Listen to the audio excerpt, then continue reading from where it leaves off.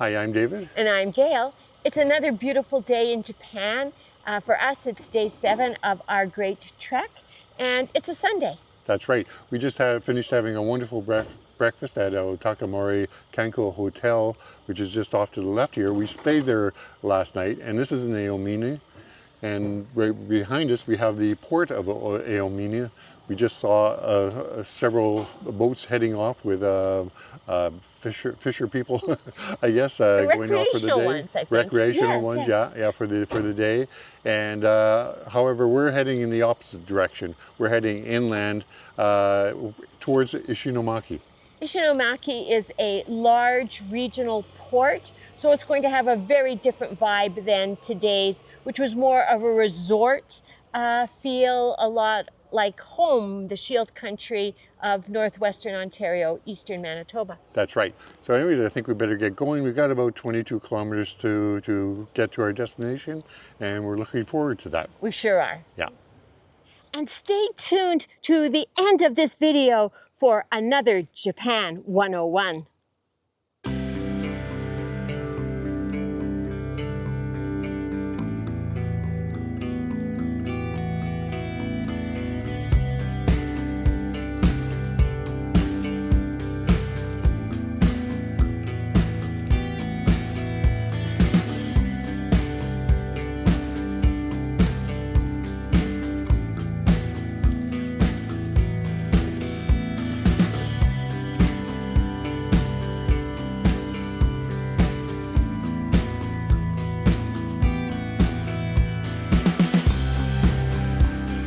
You may remember that on day 1 we pressed a counter to show that we were starting the route. Now we find another counter en route. This is the first time we've seen this, but the number here is 50, so I'm going to press it. It's now 51, and I wager David will be 52.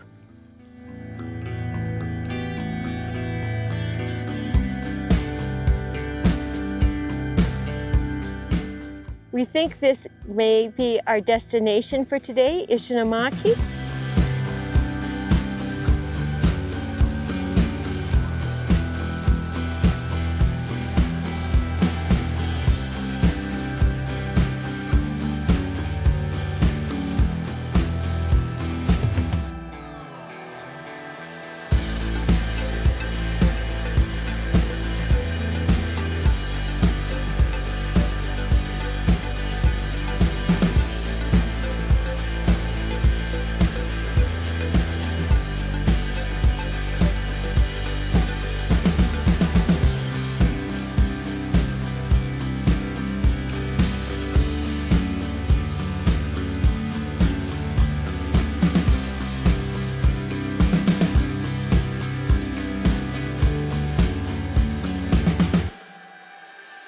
We were doing so well with our sidewalks, and now we're on the highway without a shoulder.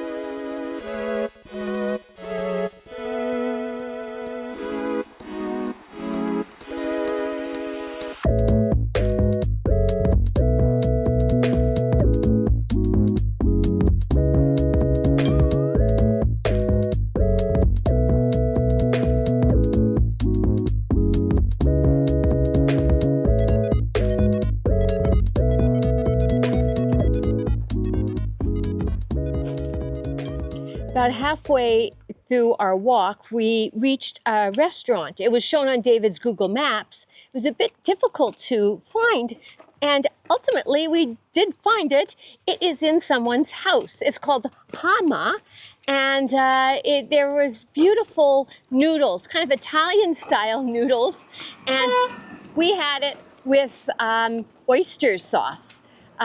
Beautifully, delicately done.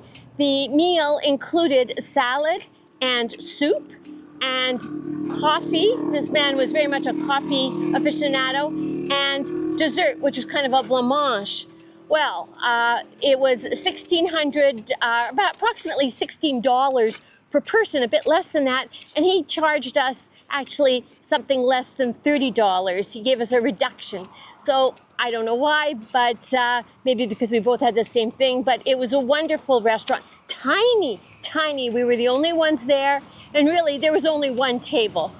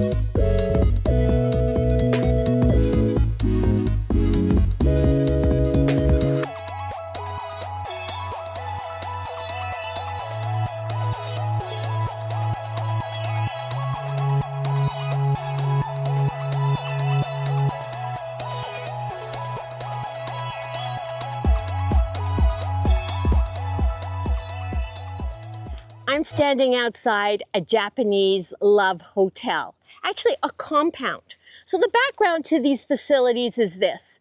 Many Japanese families are intergenerational, and as a result, young couples sometimes have a difficulty to find privacy for intimate moments. So what they do is they come to facilities such as this where they can spend a few hours to themselves. This particular one is a compound with individual structures, so each would have a room. They also have garages. They can go in very, very discreetly and be unidentified to others around them. Just across the river from the Hotel Santa Monica is the Hotel Kiss. I'm wondering if we're in a little enclave of love hotels. There's nothing wrong with them. Like, there's no stigma attached to them. They fill a social purpose in a very genteel way.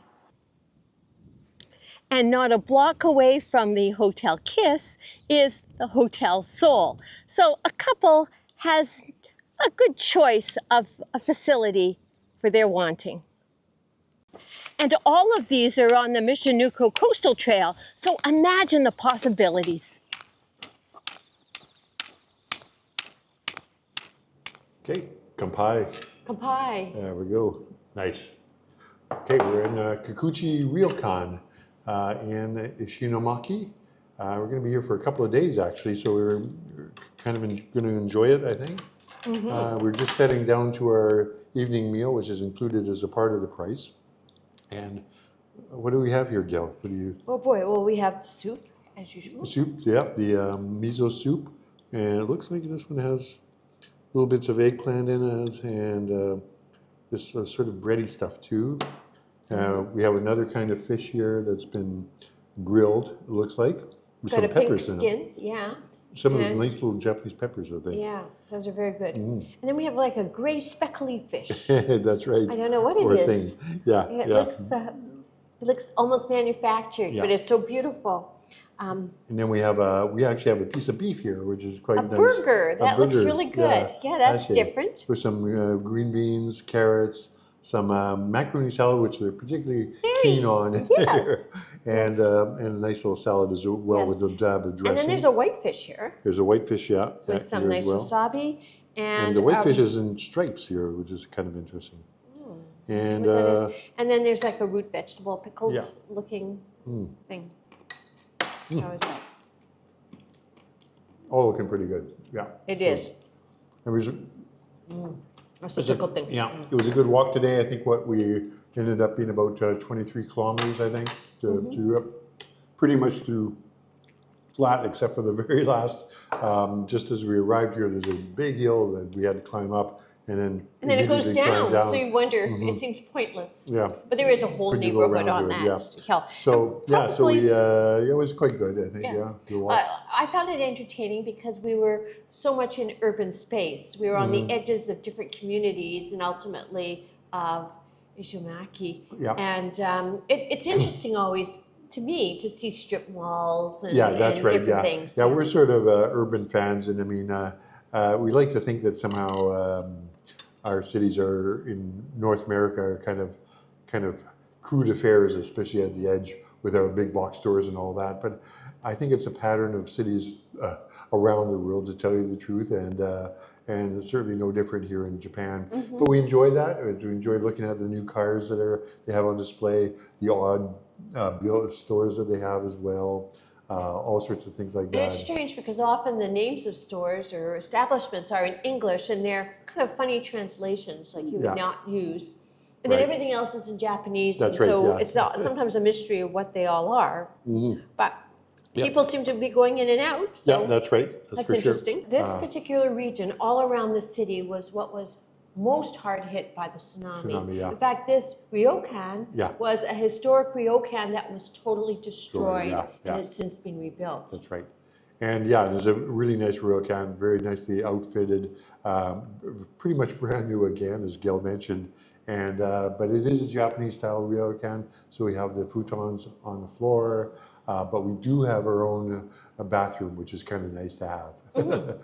So anyways, I think that's pretty much it. I think we can just sort of say goodnight for now. And we certainly hope that if you like this video, that you'll give it the old thumbs up.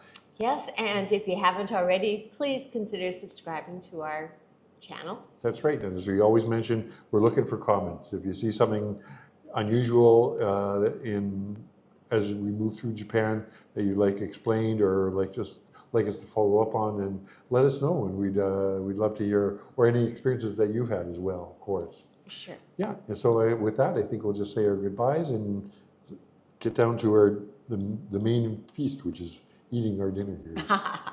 Okay. Bye-bye.